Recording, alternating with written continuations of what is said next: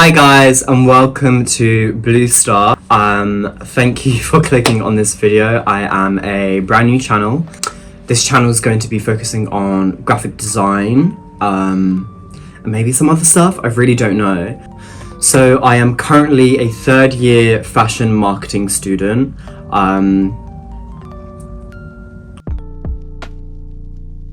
The idea behind this channel is I've never studied graphics.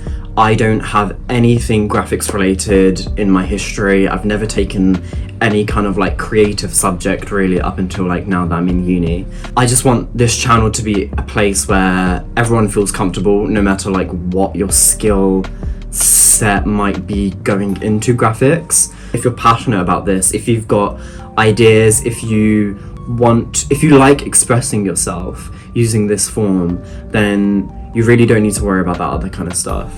And that just through time and through practice, you'll build up your own way of knowing how to make things, your own way and your own processes of targeting these softwares. Because let's get real, as a beginner, even if you know like a few things, they're quite daunting to look at. Like, I really want this channel to be a place where there's no like correct standard for you guys to do anything. It's kind of whatever feels right. This is how you do it, this is how you learn. Obviously when I use the tools, I will be explaining what I'm doing with them, but I won't be going into any kind of like depth, explaining like the breadth of what you can do with a tool, and that's not what you're going to find on this channel. So in today's video we are going to learn how to make this. So please stick around until the end of the video if you want a step-by-step tutorial explaining how to create an artwork like this. Fuck off, did my light just die? Have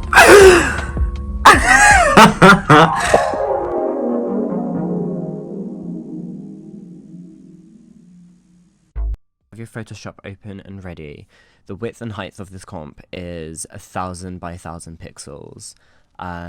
Background layer, I'm gonna go with background layer. What I'm doing is just changing the black to a slightly lighter black, and I'm gonna immediately start with the border. Honestly, I'm just eyeballing everything. I really am not fussy about this kind of thing, but if you want to be precise, then please do be. So I'm turning the fill off and putting the stroke up and choosing like this dark green, very muted forest green color. And to that I'm just going to make the stroke a bit thicker.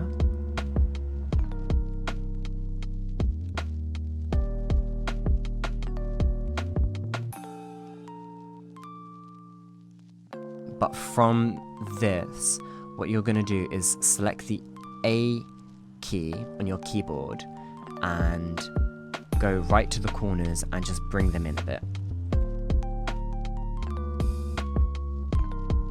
Now just draw another square, and what I'm doing is duplicating it over by holding down the Alt key. I'm just resizing this now because this is where our main image is going to go.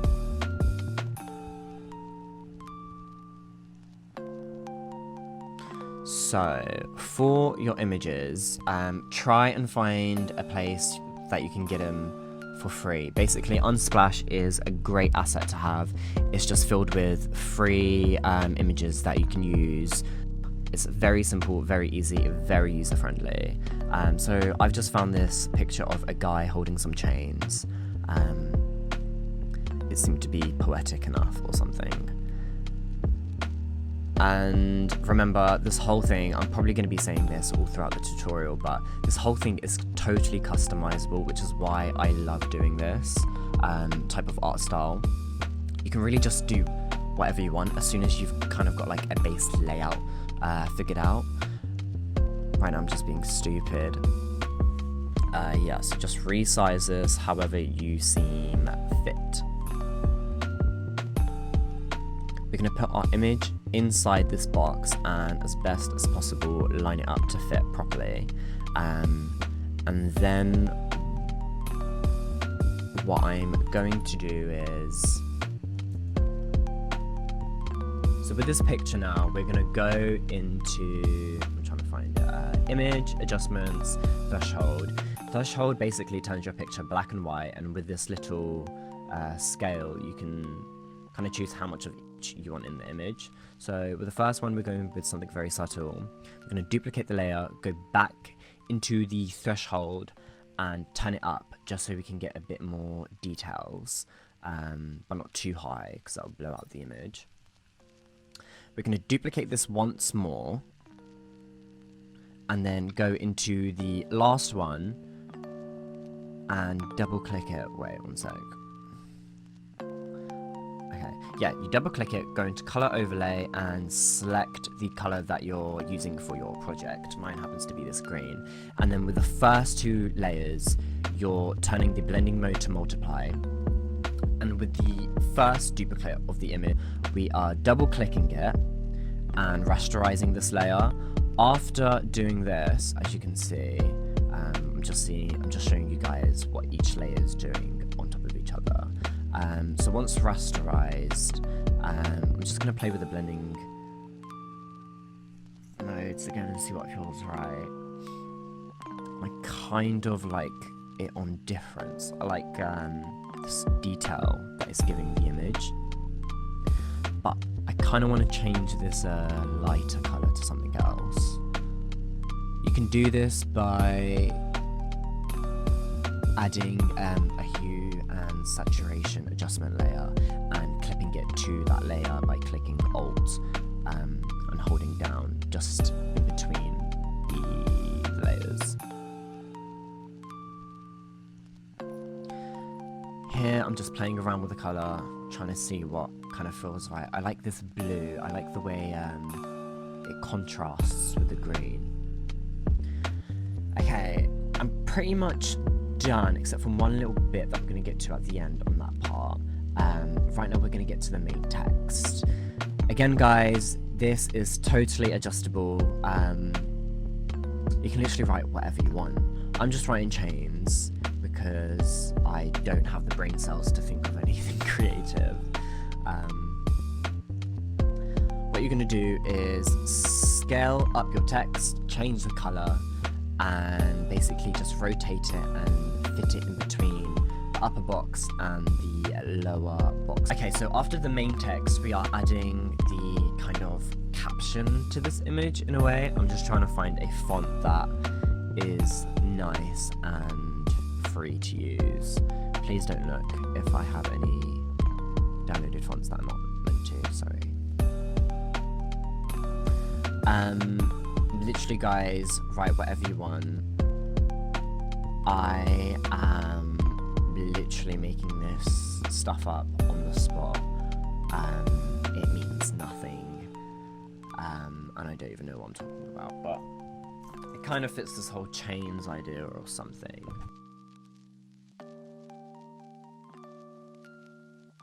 Once you've got your text sorted, just rotate it and fit it underneath the main text that we have here.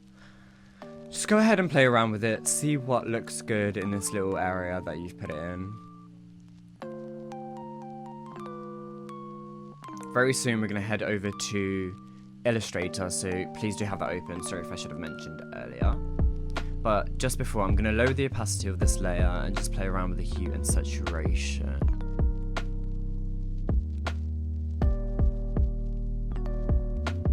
Heading to Illustrator, hit the L key to draw a circle and hit the C key and cut off the two sides.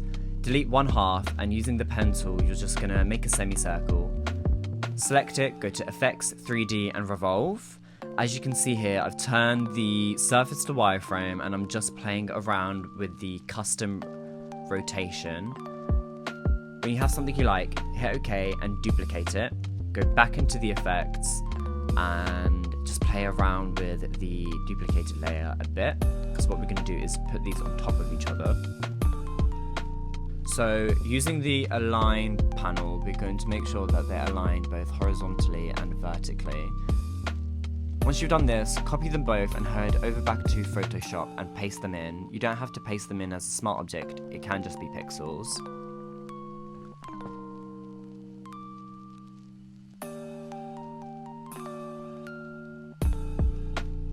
So move that layer to the top, and holding down the shift key, we are going to scale it down in proportion and just fit it in this top left area. So we're going to double click the layer and select stroke. Just going to play around with the stroke size and change the color to the main color.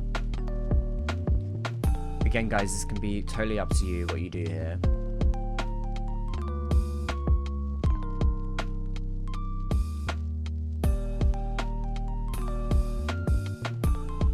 I kind of like this one, it looks like a sticker.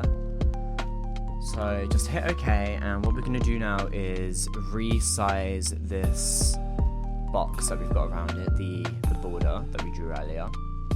And this is just so everything looks tidy and in proportion with each other. So the black of the image and the black of the background clearly don't match. To remedy this, we are just going to go into the opacity and bring it down a bit. But to find the right shade that I want, I'm going to first change the background color to the same color as the image, and then bring the image opacity down to a shade that I do like it, and then go back into the background and change the color back using the shade that we've gotten from the main image. What we're going to do is create a square around your artwork. It can be slightly bigger than the actual thing or exactly the same size. We're going to go to Effect and then Filter Gallery and go Texture Grain.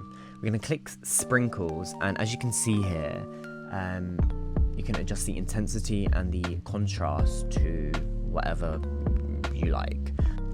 So duplicate the grain layer and go into the effects panel. Play around with it again, because what we're trying to do is layer these grains. I really like this vertical look, reminds me of the Matrix. So hit OK, duplicate the first grain layer again and go back into the effect and adjust it. What we're going to do is turn off the visibility for the last two grains, go into the first grain and just pick a blending mode. You can play around with it, see which one you like. I think I'm going to go with multiply and just turn the opacity down a bit. And now for the second grain, I'm going to do darker color and turn down the opacity by 8%. And now on the final grain, I'm going to do lighter color and then turn that down to about 23%, just so it's just visible. Almost looks like scratches. As you can see guys, the edges of the image are quite harsh. So what I'm going to do is go to Effects, Pixelate, and then Crystallize. Put the cell size down to 3. So I just want to blend my grain a bit more. So I'm going to go into this first one and double tap on the layer and play around with these sliders by holding Alt. I'm gonna drag the white one a bit towards the black side, just so it blends more with the dark background. And after this, you are basically done. But I just quickly want to show you, if you just add a hue and saturation adjustment layer, you can very easily play around with the color, and it really affects the final output of the artwork. That is how I go about making these grungy, faded poster vibes. So that's all for today guys. I really hope you enjoyed this tutorial and found it even a little bit helpful. If you haven't already, please do like and subscribe. Leave me a comment. I'm really interested to hear anything, because I doubt anyone's watching this. This is Blue Star signing off.